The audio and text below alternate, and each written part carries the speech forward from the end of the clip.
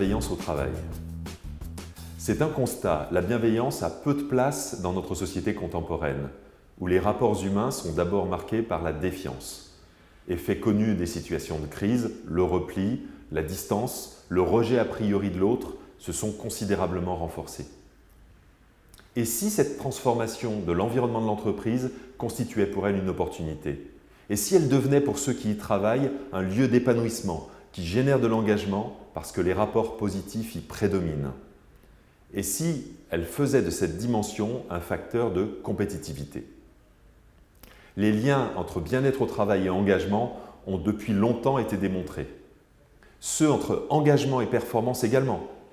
Osons un raccourci, la construction de relations positives et bienveillantes au travail pourrait constituer dans cette logique un accélérateur de performance pour l'entreprise.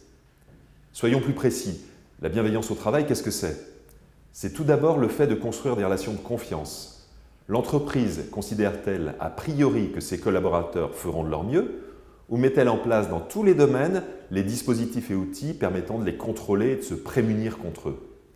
Chez un manager, la bienveillance vis-à-vis de ses collaborateurs passe par le partage des règles du jeu, par le développement du lâcher-prise, par le fait de dire les choses et d'expliquer, par le respect, bref, par la construction de rapports adultes.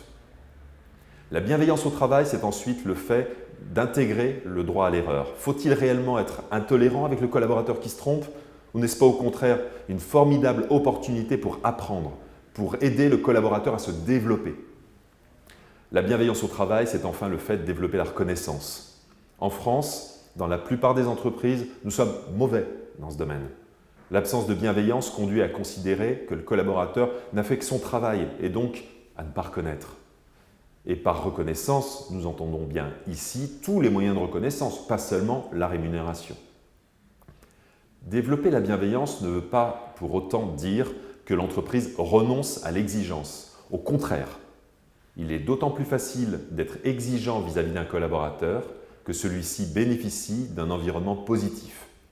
Cette approche suppose en tous les cas de revisiter les politiques et dispositifs RH en place et de faire évoluer, parfois de façon radicale, les pratiques de management. La demande de bienveillance n'a jamais été aussi forte dans notre société, en manque dans ce domaine. Il ne s'agit plus seulement d'une attente, mais d'un besoin.